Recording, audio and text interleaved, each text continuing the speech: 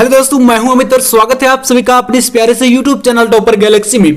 दोस्तों इस वीडियो पे हम लोग बात करने वाले हैं क्लास 12th केमिस्ट्री के अंतर्गत चैप्टर नंबर 2 जो कि आपका सॉल्यूशन यानी कि बिलियन से दो काफी ज्यादा महत्वपूर्ण आंकिक प्रश्नों की यानी दो इंपॉर्टेंट न्यूमेरिकल को इस वीडियो में हम लोग इनके सॉल्यूशन के साथ देखने वाले हैं, यानी कि हल सहित दो महत्वपूर्ण आंकिक प्रश्नों को इस वीडियो पे हम लोग देखेंगे।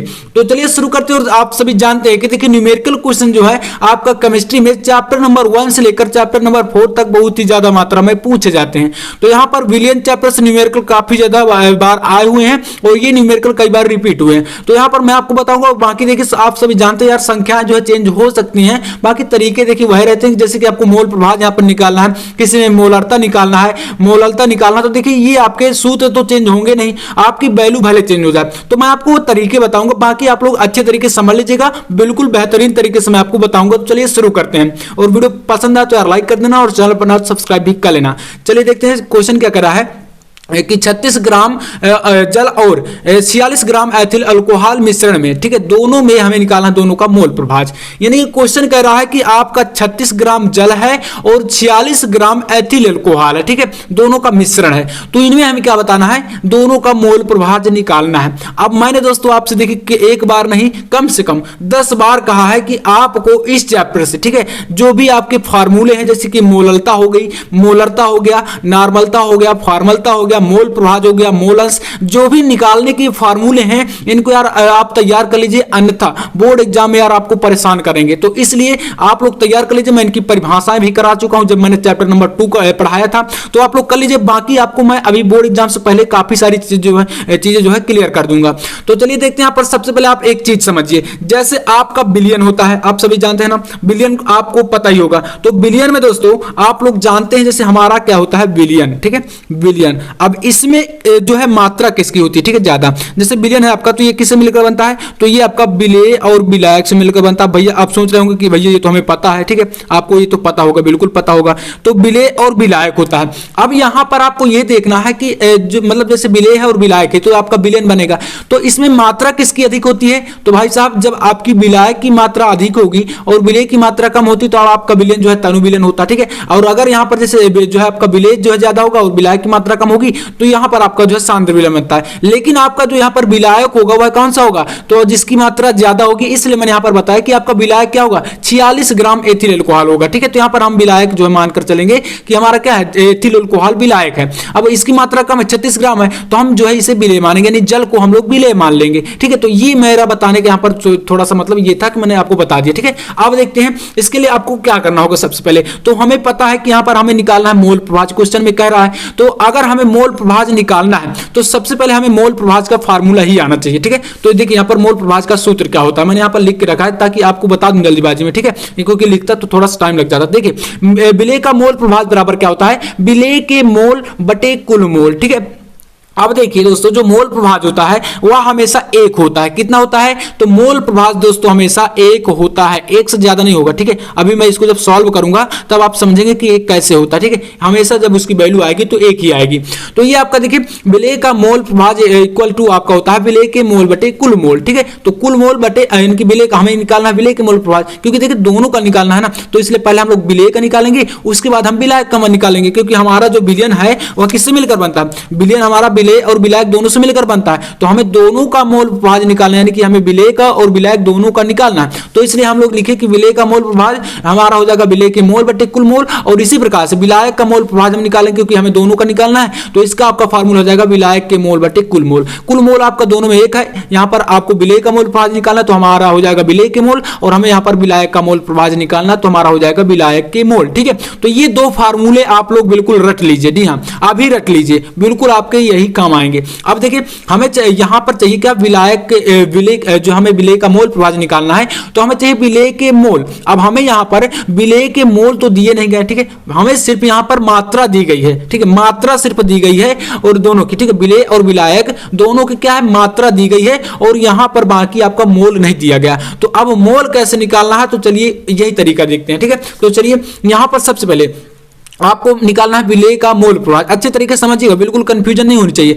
तो हमें क्या चाहिए, विलेय के मोल चाहिए। तो हम क्या करेंगे, विलेय के मोल का फार्मूला आपका होता है विलेय की मात्रा ग्राम में, क्योंकि ग्राम में वैल्यू दी गई है, और बटे विलेय का अणुभार। ठीक है, ये सूत्र आपको यहां पर लगा देना है। ठीक है, तो देखिए हमारा क्या है, विलेय की मात्रा कितनी है, तो 36। यहां पर आपका विलेय क्या है, विलेय हमारा यहां पर भाई साहब जिसकी मात्रा कम थी, मैंने आपको बताया था कि जिसकी मात्रा कम होगी वही क्या होगा, आपका विलेय होगा। तो विलेय की मात्रा क्या है आपका यहां पर 36 ग्राम है, क्योंकि यहां पर आपका जल की मात्रा 36 ग्राम दी गई है, तो इसलिए विलेय हमारा क्या 36 ग्राम है। ठीक है, तो यहां पर लिखेंगे 36। ठीक है, क्योंकि आपका विलेय का मोल है ये, तो ये आपका 36 हो जाएगा यहां पर, और बटे ठीक है विलेय का अणुभार, यानी कि जो जल होता है दोस्तों, जल का अणुभार कितना होता है, तो जल का अणुभार देखिए आपको बता दूं, जल जो आपका इसका फार्मूला क्या होता है, H2O होता है। ठीक है, और इसका आपका H का मतलब 1 है, इसका आपका यहां पर 2 है, तो 2 लगाएंगे, प्लस ऑक्सीजन का आपका 16 होता है। ठीक है, ये आपका इसका भार जो है 16, तो यहां पर 16 और प्लस 2 यानी कि आपका 18 हो जाएगा क्या, यहां पर विलेय का अणुभार। ठीक है, तो विलेय का अणुभार कितना हो गया, यहां पर 18 हो गया, तो 36/18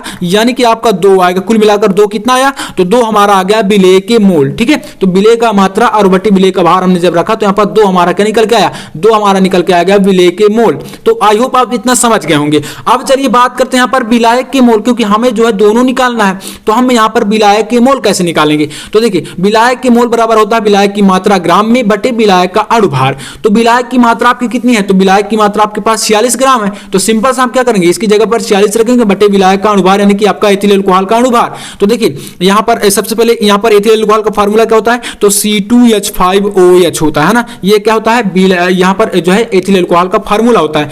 इसका हमें क्या चाहिए, इसका हमें निकालना है जो है अणुभार। ठीक है, जिस प्रकार से अणुभार होता है ऐसे हमें इसका जो है अणुभार निकालना है। अब देखिए यहां पर जब इसका अणुभार आप लोग निकालेंगे, तो इसका आपका अणुभार कितना होता है, तो इसका होता है आपका 46। ठीक है, कितना होता है 46, कैसे आया, तो मैं चलिए थोड़ा सा बता दूं। जैसे कार्बन है, इसका आपका 12 होता है। ठीक है, 12 होता है। ठीक है, कार्बन का, और 2 है, तो यहां पर आप 2 का गुणा कराएंगे, प्लस हाइड्रोजन का 1। ठीक है, 1 और यहां पर गुणे 5, तो ये हो गया 5, और फिर प्लस यहां पर ऑक्सीजन का आपका यहां पर 16 और यहां पर प्लस 1। तो ये इस प्रकार से आप इसको जोड़िए, 12 का आपका 24 प्लस यहां पर 5 गुणे 1 यानी 5 प्लस 16 1 17। ठीक है, तो ये आपका हुआ, और इसका आप जोड़िए 7 5 12 यानी कि 22 आपका ये हो जाएगा, तो यहां पर 24 ये हुआ, और इधर का 12 5 17 यानी कि आपका ये 17 5 22 सॉरी, तो 22 और प्लस 24 इसको आप जोड़ेंगे तो आपका कितना होगा 46, हाँ 46। तो मतलब यहां पर हमारा क्या निकल के आया 46 आया। इस प्रकार से आप जो है विलायक का अणुभार निकाल सकते हैं, यानी कि एथिल अल्कोहल का अणुभार निकाल सकते हैं।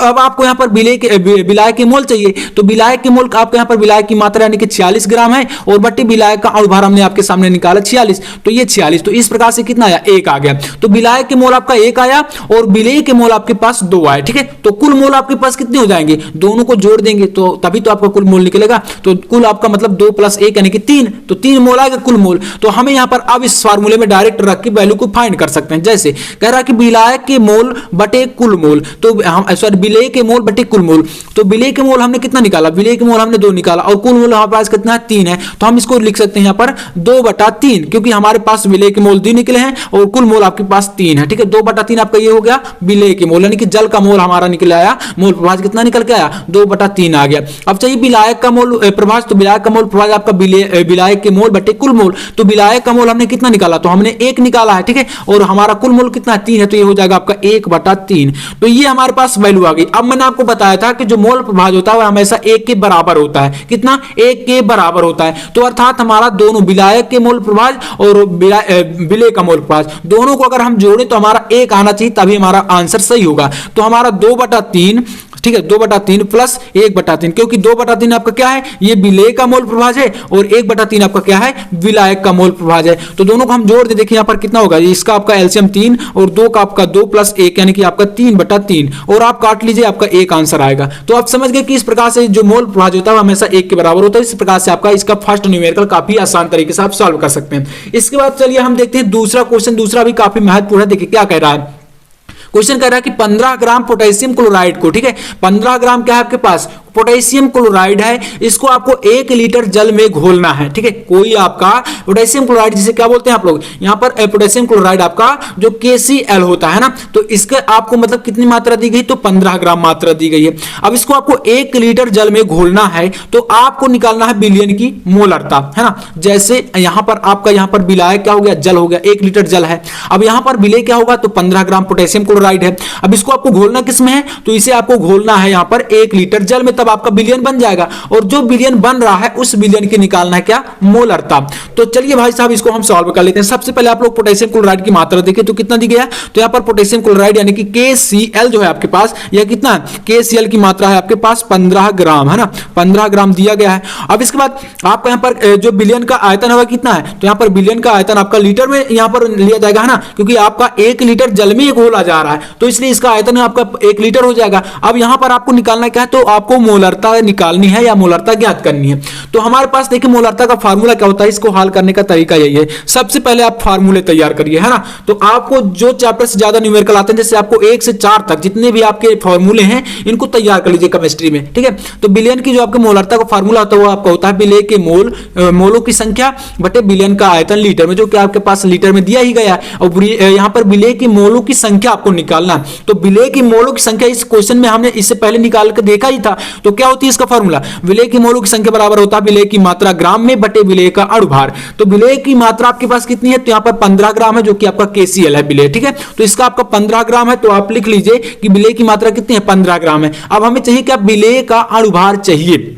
विलेय क्या है आपके पास, तो विलेय आपका क्या है, KCl है, तो KCl का आपको चाहिए अणुभार। तो चलिए KCl का अणुभार आपको देखिए यहाँ पर किस प्रकार से निकालना, कि आपका क्या है, ये आपका पोटेशियम है। अब पोटेशियम का आपका परमाणु भार यहाँ पर कितना होता है, 39, यानी कि आपके पास 39 होता है। अब यहाँ पर Cl है यानी कि क्लोरीन, तो इसका आपका होता है 35.5, ठीक है। ये आपको याद करना पड़ेगा अगर आपको इसमें कंफ्यूजन है। तो आपका इसको जो है आप लोग जोड़ेंगे तो आपका हो जाएगा 69.5, यानी कि 69.5 आपका इसका आया विलेय का अणुभार। तो आपके पास विलेय की मात्रा कितनी है, तो आपके पास है 15 और बटे विलेय का अणुभार आपके पास निकला है 69.5, ठीक है। तो ये वैल्यू आपके पास निकली। इसको आप जब यहां पर काटेंगे इसको, तो आप लोग के पास ये 0.201 आएगा, ठीक है, ये आपका वैल्यू आएगा। अब हमारे पास विलेय के मोल निकल आए, मोलों की संख्या कितनी आई, 0.201। ये क्या है, विलेय के मोलों की संख्या है। अब हमारे पास मोलरता निकालना, तो हम बहुत ही सिंपल तरीके से निकाल सकते हैं। तो देखिए मोलरता बराबर आपका क्या हो जाएगा, मोलरता M बराबर, ये आपके पास क्या है, विलेय के मोलों की संख्या। तो हमारे पास 0.201 आई है,